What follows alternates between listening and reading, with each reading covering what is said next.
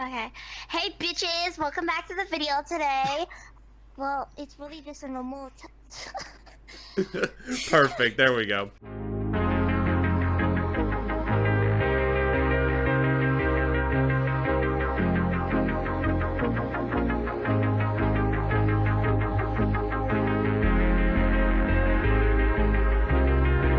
Scary. Oh my god, it's gonna take me a while. Scary, our most popular requested genre. Is that okay with everybody else? Would everybody like a scary story? Yeah. All right. It works. There we go.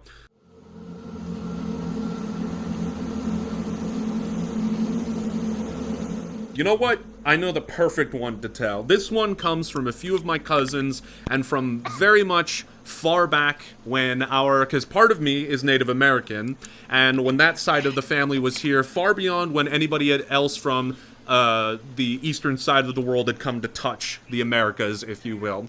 And this story is about Naaldooshii, or the people, essentially as you might know them, skinwalkers, etc., etc. Now, this story, many years ago, before the colonials had first landed.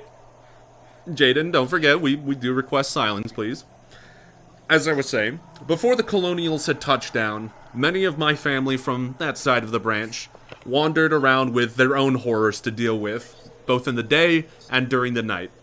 And one of these horrors, known as Naaldooshii, or the skinwalker, if you will, were shamans that had fallen out of grace, had taken to darker practices.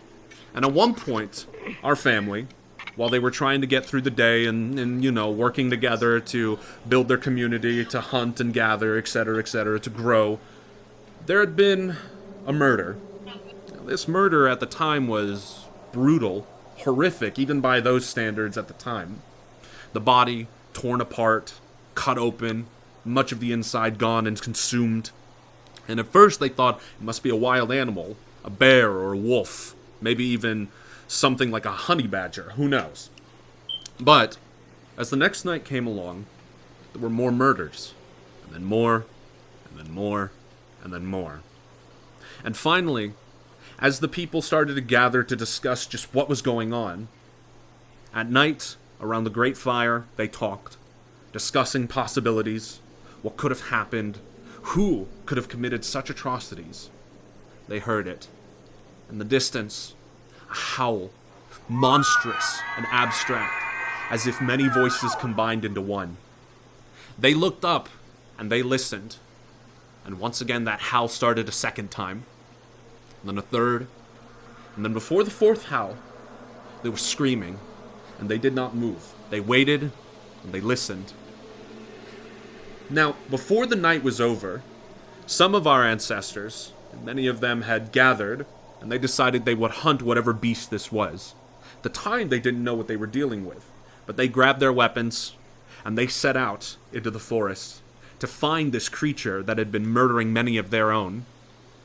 And as they went into the forest, 8 of them, they hunted, and they hunted, and they hunted. They took down a great bear. They took down many wolves. Even a few stags here and there, because who knows what could have caused such damage. Maybe it had gone mad and attacked people. And then, as the sun slowly started to rise up, 2 returned to the village. They waited, they called out, they formed search parties, they did what they could, but they could not find the other 6. And so the next night came along.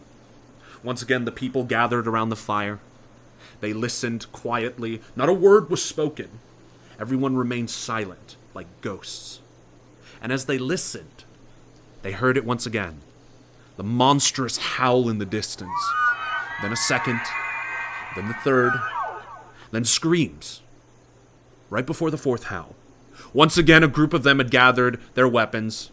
They prepared to head in the woods to hunt what they could. But this time, as they went there, they stopped. One of them noticed tracks. Human footprints that came from the shaman's hut. Slowly heading to the woods, before the feet turned into paws. Great and monstrous paws, like that of a wolf, but one that stood on its hind legs. That is when they had an idea. They remembered the old stories of Naaldooshii. They knew what it might be that they were dealing with. So instead of splitting up, they carefully gathered together, marching into the woods. Bit by bit they crept, making sure to stay close to each other, and no one would be taken tonight. And as they furthered deeper into the woods, they began to smell a terrible smell of rot and decay and the smell of bodies. And this group of hunters, they moved further into the woods and finally congregated around a tiny little clearing where they saw it, a monstrous man, standing on his hind legs that looked like that of a demonic wolf, half of its body still in skin and human form, and they saw it munching on a recently deceased hunter. They readied their bows, they aimed carefully, and they fired, piercing the back of the beast. It howled in pain before it started to look around where those bows had come from. And when it saw that it was dealing with a group, it turned and it ran. Before the night was over, those hunters gathered the remains. They brought it back for a proper sending off. And they burned the shaman's hut, for he had fallen into darker practices, choosing to become the Naaldooshii, the skinwalker. And as they burned it, all day did it burn his belongings, his darker practices, his ingredients, and whatever else he had. And as it finally began to stop, and the hut turned to embers, the people gathered in the longhouse, around the fire, and they heard once again the howls. From then on, for many, many years, no one went out after dark. They all congregated together in one place, not even bothering to leave guards out, for what did they have to worry about from enemy patrols? Ow, I hit my head. What did they have to worry from enemy patrols when the Naaldooshii hunted around them? So as the Europeans came and kicked many of our people off their land, they were happy to leave. They were one of the only ones that were happy to leave. For as a small area was set up there that would one day become a flourishing town, of which I will not mention and name, so I don't want anybody to worry, our people were content. For every now and again when they heard the howls in the distance, and then a scream, they knew that Naaldooshii was feeding well on those that had come to take what is ours. And that is the scary story of the Skinwalker. Thank you very much. Because all I need is just one word for genre, and I can tell a story from anywhere. Hacks wrote horror. Oh, okay, so Hacks... Something else. And myth. Everybody loves the horror stories. It's our most requested genre ever. God, you know, as a guy who hates getting scared, I find a lot of people that want me to scare them. It's an interesting predicament.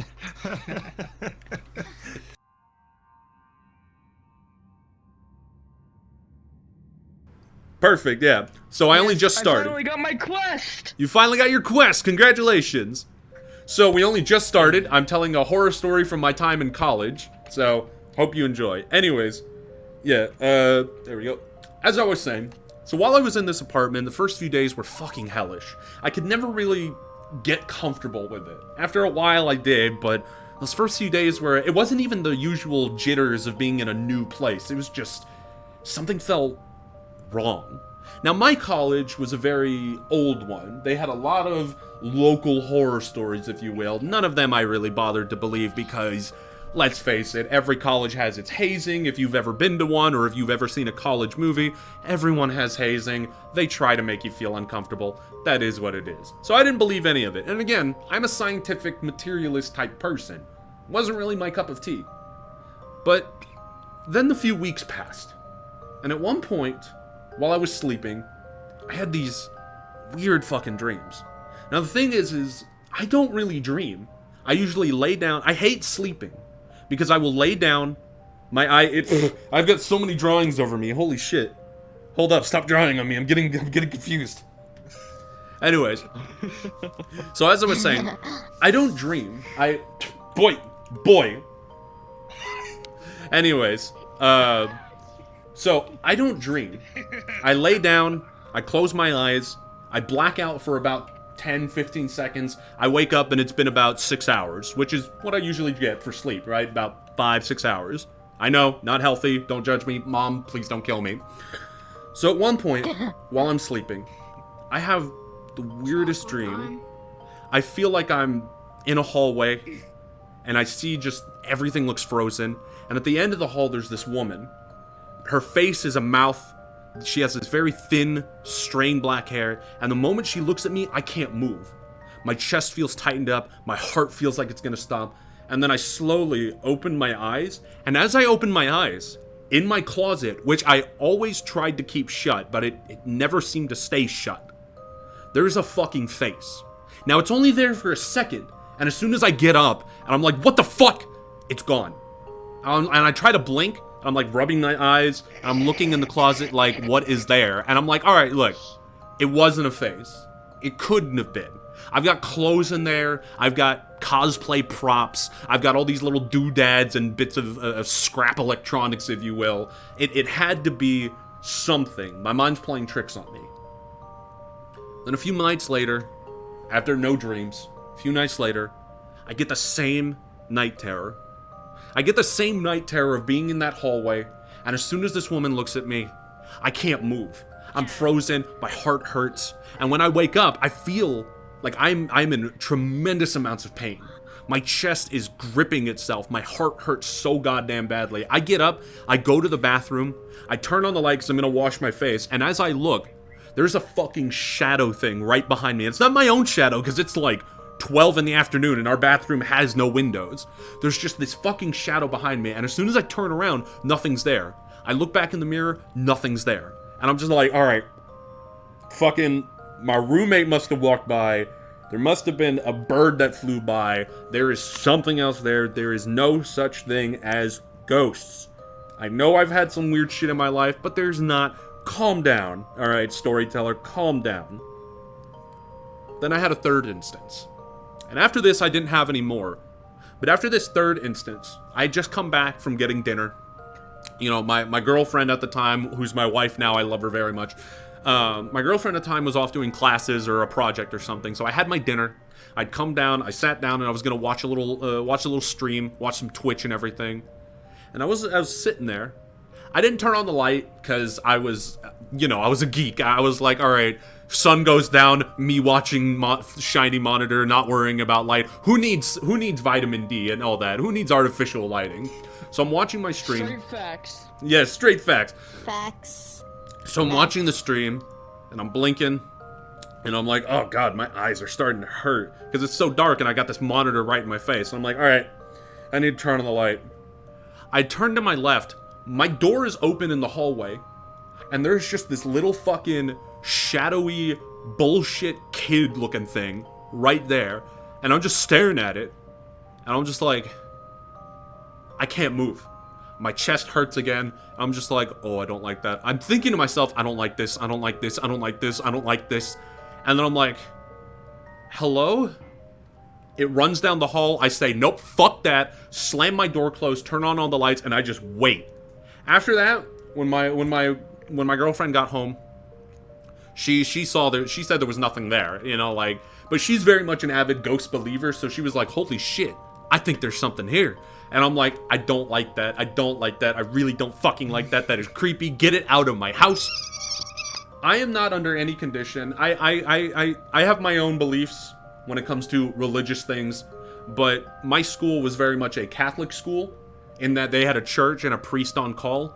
I called that fucking priest and I'm like, just because they had a tradition where if you wanted, they would bless your area, and if you wanted, they would make sure it was clean, if you will. And I was like, fuck it, call the priest, get him in here. I don't care what he's done, I don't care who is locked in the basement, get that priest in here and bless my fucking apartment. And he did.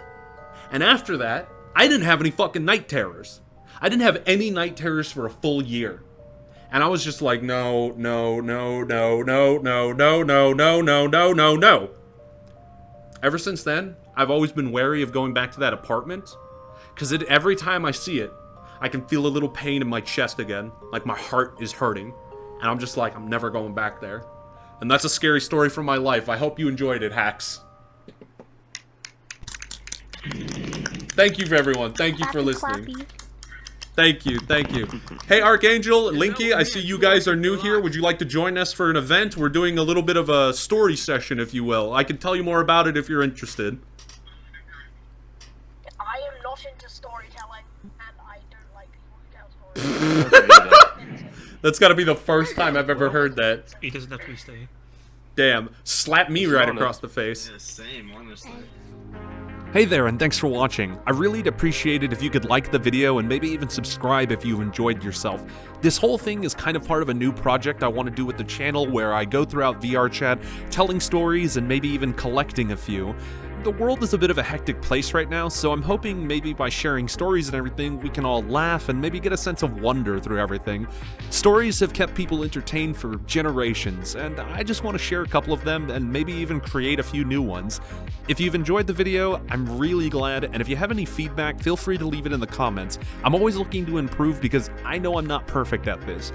For those of you that want to join and see these stories live, I am going to be getting on VR chat every Friday from 2 p.m. CST to 5 p.m. CST. In order to tell stories, collect them, might go a little longer, maybe a little less, it depends entirely what happens. But in the future, I might also try to stream this. We'll see what happens because I really want to try to work with a larger audience and really just kind of make everybody laugh and have a good time. So, thanks again for watching this vid. I hope you had a wonderful time. Bye-bye.